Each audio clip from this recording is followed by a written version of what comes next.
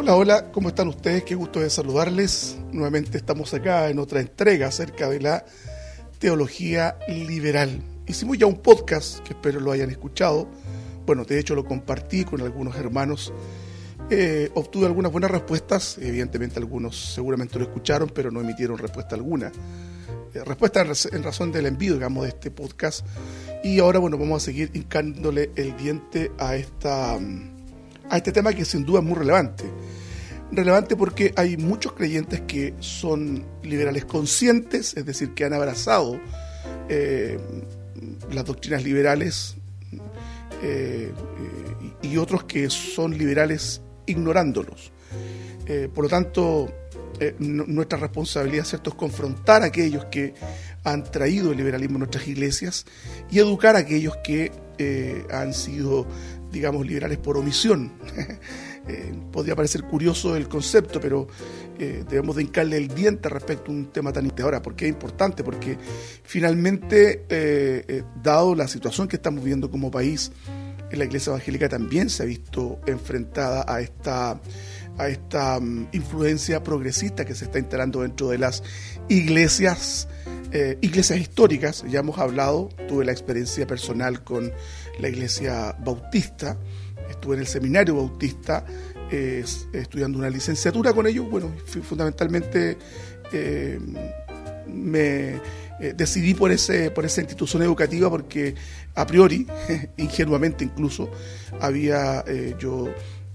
tenía la idea, como creo que tenemos muchos, de la respetabilidad conservadora del mundo bautista, pero lamentablemente la experiencia que yo tuve en ese seminario, sin lugar a duda, dejó mucho que desear. No digo que el seminario bautista sea liberal, pero sí hay muchos profesores que son abiertamente liberales, y no me voy a cansar de decirlo.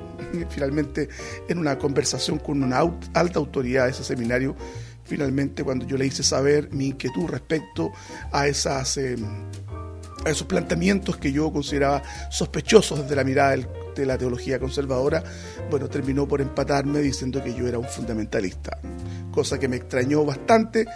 Una persona con un alto título honorífico que no logra distinguir entre un fundamentalista y un conservador, aun cuando el motejo, digamos, de fundamentalista no me menoscaba en absoluto, dado que son los conservadores del principio del siglo XVIII, principio del siglo XIX, finales del siglo XIX, perdone usted, y principios del siglo XX, quienes se enfrentaron a esta andanada de intelectuales liberales que terminaron por colonizar las instituciones conservadoras en Estados Unidos. Y el ejemplo más concreto y terrible es como la Universidad de Princeton, que había sido la sede del pensamiento reformado presbiteriano, finalmente cedió a la influencia liberal, y muchos intelectuales del peso de Graham Machen terminan por salir de ahí. Cornelio Fantil, si no me equivoco, ustedes me van a corregir, terminan por salir de esta prestigiosa institución educativa y fundaron entonces el seminario Westminster, básicamente para seguir trabajando en la línea conservadora. No es en absoluto un tema menor enfrentar el liberalismo. Ahora, haciendo un resumen de lo que hemos venido tratando, primero hay que señalar que el teólogo liberal fundamentalmente se levanta contra la autoridad de la Escritura para sobreponer, en lugar de la autoridad de la Escritura, la autoridad de la razón humana. Ahora, el cristiano fiel a la palabra de Dios piensa que si Dios ha hablado, es lógico que nosotros prestemos obediencia a lo que el Señor ha señalado, y nosotros evidentemente estamos alineados detrás de la Escritura. El liberal, por su parte, afirma que el árbitro supremo en todos los campos del conocimiento humano, incluso también en cuestiones de orden religiosa, es la propia razón. Eso lo vimos en el podcast anterior. La razón, entonces, es a la razón a la cual debemos someter todo, incluso la revelación bíblica. Algunos principios que son sostenidos por liberalismo, me gustaría mencionarlos. Ya los vimos en la sesión pasada, pero de ir un poquito profundizando sobre este tema que es tan vital y tan necesario de ir recordando con cada uno de ustedes, hermanos. Primero, la Biblia, según ellos, debe ser tratada como un libro cualquiera. Es un libro humano como cualquier otro, sin lugar a dudas que es un libro que ha tenido influencias a nivel mundial, pero es parte, ¿cierto?, de una creación literaria que no reviste ninguna autoridad, tampoco debiese determinar cuestiones de orden doctrinales o morales, sino más bien debe ser contemplado como un libro con cierto valor religioso, pero que en absoluto va a pretender ser una autoridad normativa para los cristianos. Para muchos liberales, la Biblia tiene el mismo valor que otros documentos de la antigüedad o los autores clásicos que en algún momento escribieron. Por lo tanto, hay un devalúo, ojo con esto, hay un devalúo respecto de la palabra del Señor. El segundo elemento que también lo vimos, que es importante hacer hincapié sobre esto, es que todo lo sobrenatural ha de ser rechazado. Digamos, el concepto o el presupuesto, la epistemología a priori, si lo podemos decir de esa manera, es que los milagros no pueden aceptarse. Es decir, todos los relatos sobrenaturales de la Escritura se corresponden a comunidades precientíficas, una palabra que le gusta mucho utilizar a los intelectuales de esta línea, precientífica. Por lo tanto, los fenómenos de la naturaleza se habrían de explicar o subieron de explicar entonces en razón de la mentalidad de las comunidades humanas de ese entonces. En este caso, evidentemente, como el foco del estudio son las comunidades cristianas entonces interpretan la sobrenaturalidad desde la perspectiva de sus mitos. Es lo que mencionamos en el podcast anterior, de cómo se desata un poquito este concepto de la desmitificación de la Escritura, que fue, digamos, un planteamiento hermenéutico fundamentalmente por el gran teólogo alemán liberal. No vamos a desconocer los méritos intelectuales que tiene, sin lugar a duda que no, Rudolf Bultmann, ¿verdad?, que nos invitaba a quitar el mito, desarropar la Biblia o el Nuevo Testamento de los elementos míticos y tratar de rescatar un poco el pensamiento más crudo, más real de las comunidades cristianas de ese entonces. Por lo tanto, todo lo sobrenatural es negado por el liberalismo, porque no se pueden explicar a la luz de la razón y porque tampoco se pueden aceptar científicamente. Recordemos que el gran filtro, o decirlo también en términos figurados, el gran juez que habría de resolver todas estas problemáticas, determinar si efectivamente podíamos aceptar o no un milagro, era finalmente la razón. Porque todo esto finalmente no encaja con el sistema racionalista que impone per se la teología liberal. Desde luego, a partir de lo que hemos señalado y consecuente a lo que venimos sosteniendo, no aceptan en absoluto la Biblia como un libro inspirado por Dios. Al rechazar toda actividad trascendente y milagrosa de Dios, se desecha de igual modo toda doctrina sobrenatural acerca de la inspiración y la revelación. Ellos lo van a mirar con un dejo de misericordia cuando nosotros mencionamos los conceptos inerrancia de la Escritura. Es decir, que nosotros aceptamos que en tanto es Escritura, la palabra de Dios fue revelada por Dios. El concepto del teoneptos, que estudiamos todos en la introducción a la teología. Es decir, que la palabra fue inspirada por Dios y los hagiógrafos, es decir, los escritores bíblicos, fueron preservados de cometer error alguno en la transmisión de esta verdad revelada. Evidentemente que este análisis no tiene absolutamente ninguna pertinencia dentro del esquema conceptual del liberalismo. La inspiración entonces queda reducida al poder que la Biblia tiene como un buen libro de religión para inspirar o suscitar experiencias de carácter religioso. La revelación, entonces, según el concepto liberal, no es más que el discernimiento, capacidades intelectuales sobresalientes de ciertos sujetos que escribieron no inspirados, sino más bien que tenían dotes intelectuales sobresalientes. no era otra cosa que el discernimiento, o sea, vuelvo a señalarlo, el discernimiento profundo de ciertas verdades religiosas que tenían una capacidad sobresaliente, entonces, como señalábamos, de poder explicarla. Ahora, un principio muy importante dentro de la concepción liberal es el de la evolución religiosa de los pueblos. No olvidemos, hermanos, que en el siglo XIX, en el que nació esta escuela, estaba en auge la influencia filosófica de Hegel, este filósofo alemán, nacido me parece en 1818, que sin lugar a dudas vino a influenciar una camada de intelectuales en el siglo XVIII y XIX, que iban a beber, digamos, de la sabiduría de Hegel a Alemania. Dentro de esos podemos contar a Ludwig Feuerbach, este gran materialista y ateo alemán. Asimismo, también un gran conocido nuestro, Karl Marx, que ellos se ubicaron como lo que se señala son mencionados como la izquierda hegeliana. Bueno, además también mencionamos, además de Hegel, estaba también en boga en ese entonces se había publicado, si no me equivoco, en el año 1851, el gran texto de Charles Darwin, La evolución de las especies y la supervivencia de los más aptos, que es básicamente el planteamiento que Darwin hace, y que estas corrientes de pensamiento sin lugar a dudas moldearon el liberalismo teológico, el concepto, hermanos, de evolución religiosa de los pueblos. Eso es sumamente importante. Hace poquito tiempo atrás estaba leyendo en una discusión de hermanos, de pronto ahí yo me pongo a fisgonear estas discusiones, no soy mucho de participar de los debates, no obstante eso,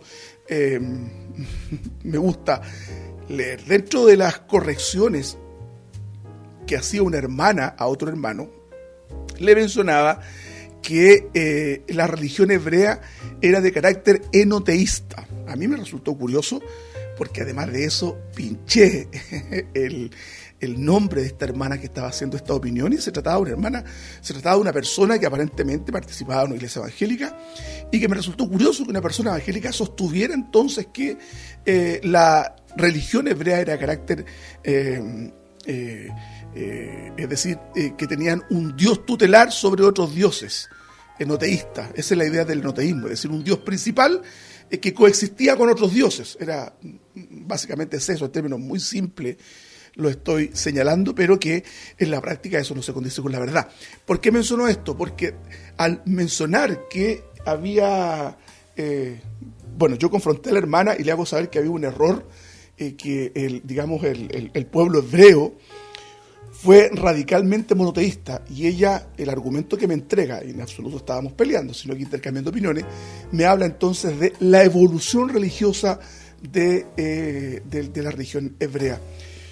¿Qué quiere decir esta evolución religiosa? Es decir, que el pueblo hebreo nunca fue monoteísta, y que inicialmente fueron pequeñas organizaciones de carácter tribal que partieron de un animismo de carácter totémico, de adorar ciertas figuras que tenían una representación del mundo natural, y que posterior a eso, y producto del desarrollo religioso hebreo, llegaron a la concepción, incluso se deja fijado el tiempo en que esto se lleva a cabo, que es el tiempo de los profetas, donde se logra entonces establecer mediante la intervención profética la idea de un solo Dios en medio de otros dioses. No sé si me estoy explicando. Entonces hay un transitar de los hebreos desde el politeísmo totémico, inicial, primigenio, hasta producto del desarrollo religioso y la evolución que iban teniendo entonces como pueblo respecto de sus concepciones religiosas, llegaron a concebir un solo Dios. Eso es erróneo, y está claramente impugnado por el apóstol Pablo en el capítulo 1 del libro de Romanos, que claramente expresa cómo, producto del pecado, las sociedades humanas fueron permitiéndose de adorar a los hombres, a la naturaleza y los animales, en fin. Y eso se debe básicamente al pecado que ya había, hecho estragos en la conciencia de los hombres, nublando la idea del Dios verdadero. Por lo tanto, este concepto de evolución religiosa es muy propio también del liberalismo. Entonces, fíjese que es pertinente hacer comentario, porque esto es lo que nosotros suponemos que está pasado de moda, pero yo lo encontré en el Facebook. No hay nada más moderno que el Facebook. Por lo tanto, lo que se señaló hace 150, 170 años atrás, o casi 200 años, se sigue sosteniendo hoy día. ¿Se fija? Ahora, para los teólogos liberales, el cristianismo no es más que la culminación de la evolución religiosa de la humanidad. Eso es lo que plantean, es decir, es el clímax, el cristianismo es el clímax de esta evolución que tuvo su origen en las formas más groseras de la superstición y el paganismo, entonces para ir purificándose a medida que iba pasando el tiempo hasta la perfección moral de los evangelios. Entonces, la matriz filosófica o naturalista de Darwin es tomada y entonces es superpuesta a la historia bíblica. ¿Qué pasó con esto? Evidentemente que surge en el estudio de la Biblia las tesis liberales. Este concepto de la evolución religiosa del pueblo de Israel hace que dos intelectuales, particularmente en las universidades alemanas, en Tubinga, surge Graf y Wellhausen, dos intelectuales expertos en hebreo, y bueno, no solo en el caso del Antiguo Testamento como Wellhausen y Graf, sino también Strauss y la escuela de Tubinga también en el Nuevo Testamento.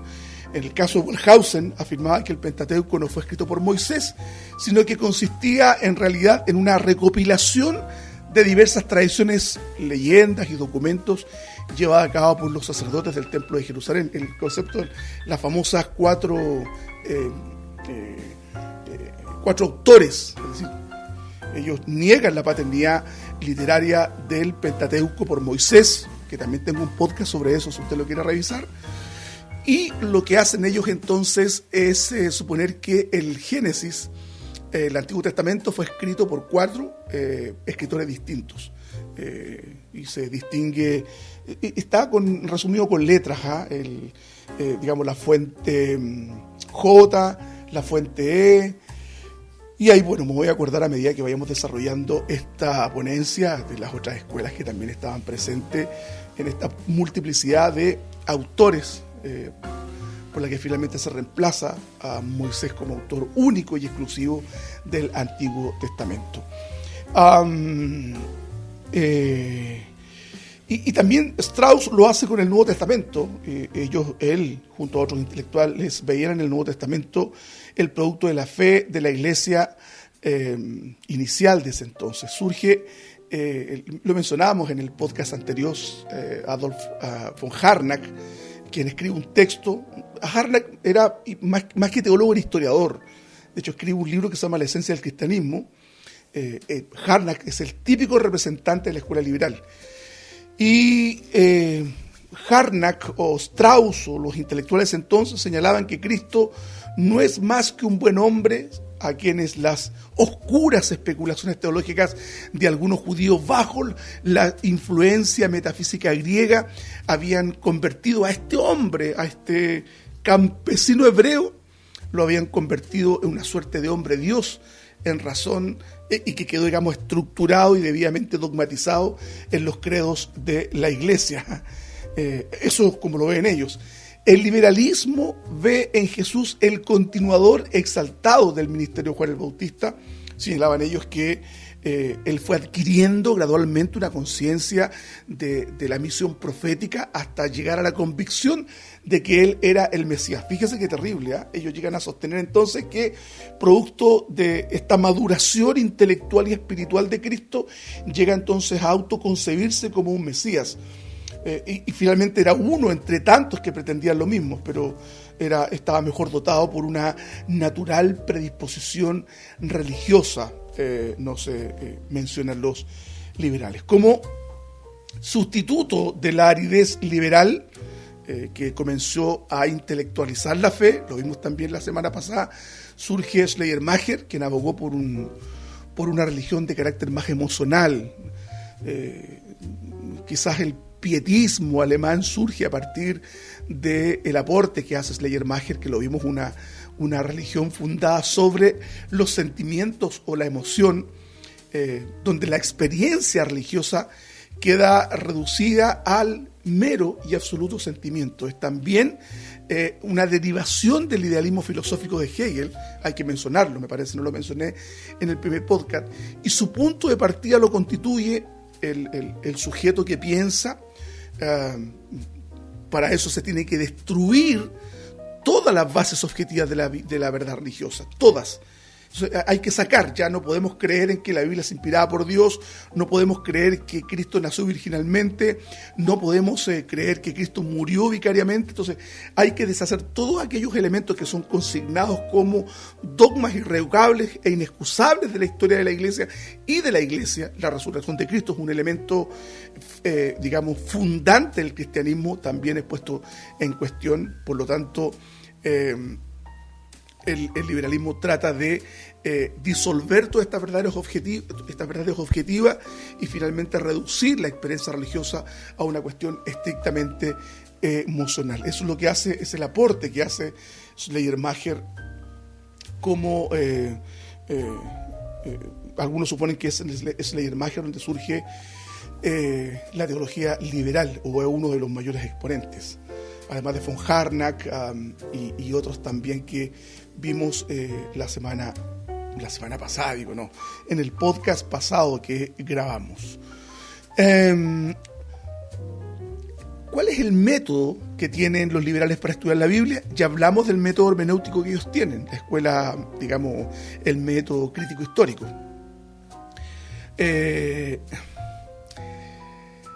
La Biblia, como es un libro común y corriente, entonces tiene que ser estudiado, bajo esa premisa. Es un libro común y corriente. Tienen la idea, el rechazo a priori acerca de todo lo sobrenatural, limitando la experiencia religiosa dentro del ámbito puramente racional y negando la posibilidad de la actividad trascendente de Dios. Ellos señalan que es un absurdo, o sea, es imposible para ellos, en la matriz intelectual, epistemológica que ellos plantean, es que Dios tenga algún interés de conectarse con el ser humano.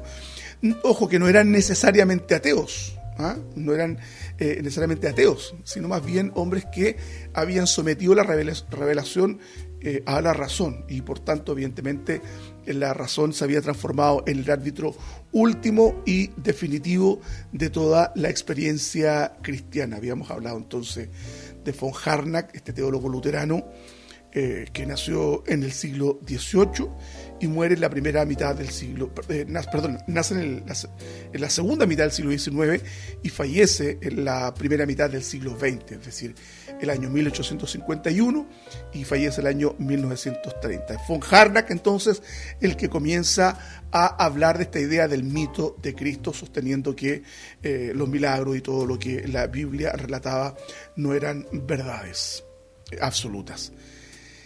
Vamos a hacer entonces una aproximación doctrinal de lo que los liberales creen. Primero, respecto de la Biblia, ya lo mencionamos, pero vuelvo a hacer entonces el énfasis en esto.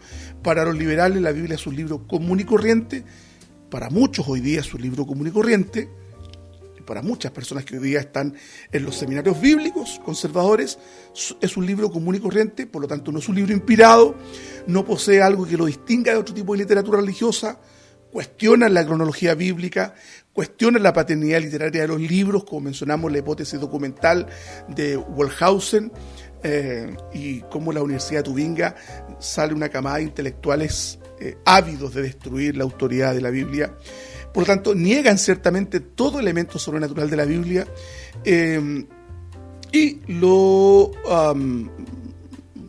finalmente lo sitúan en un texto que no posee mayor valor que el que pudiera poseer cualquier otro libro de estas características. Aplicaron métodos de interpretación bajo el alero del evolucionismo, señalando, como mencionamos delante, que la religión de Israel es parte de un desarrollo, ¿cierto?, que va de un animismo hasta devenir o concluir en el tiempo de los profetas en el monoteísmo radical que caracterizaba a los hebreos.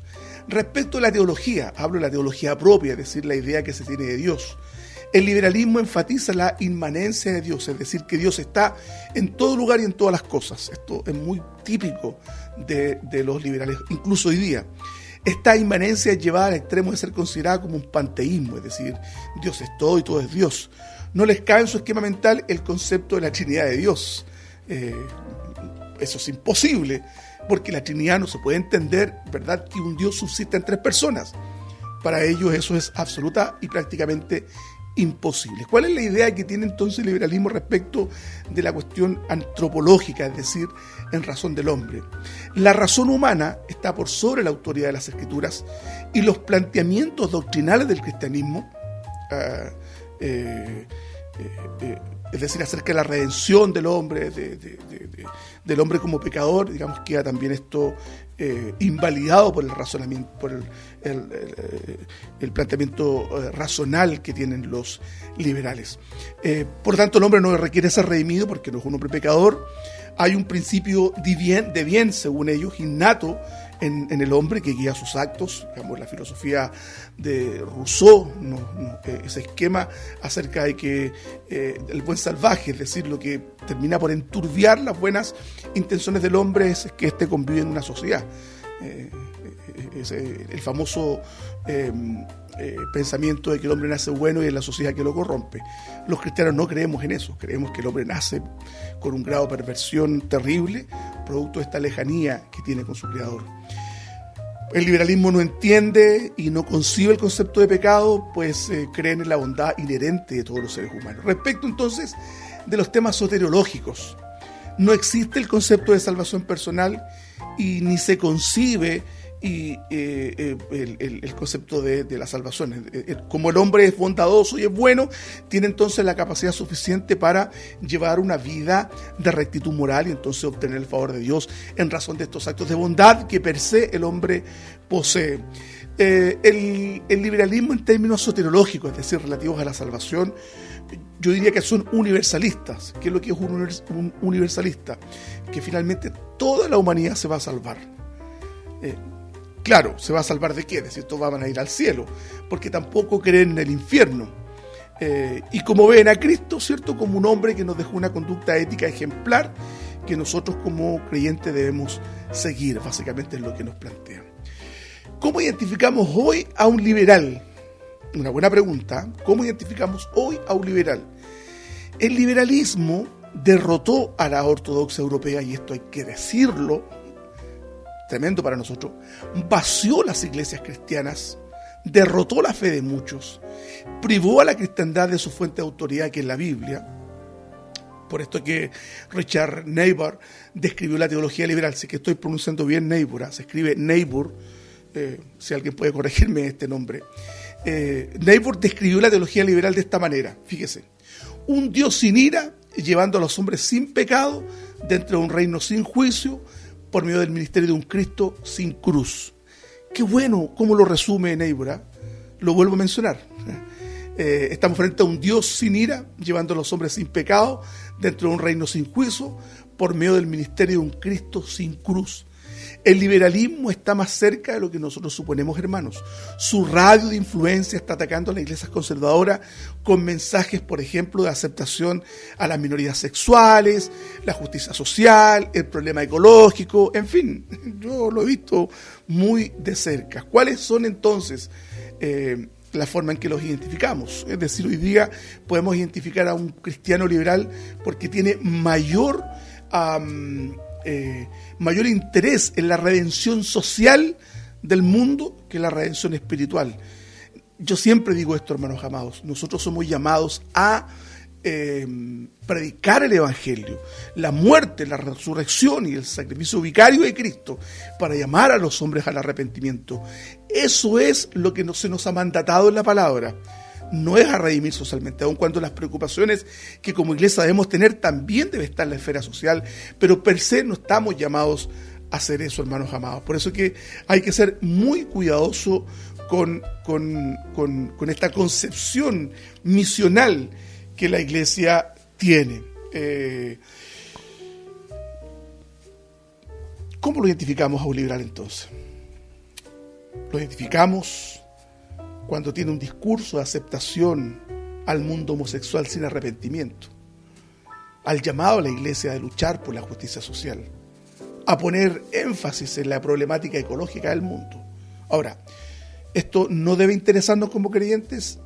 Sí que debe interesarnos, pero no es parte de la agenda que debe caracterizar a la Iglesia, hermanos amados. Eso es. Nos quedaría más o menos material como para un podcast más de media hora, igual como el que estamos haciendo ahora. Así que desde ya, agradecido por el tiempo que se han tomado. El Señor les bendiga y seguiremos hablando en la próxima entrega de este tema tan interesante como es la teología liberal. El Señor les bendiga mucho, mucho a cada uno de ustedes. Chao, hermanos amados.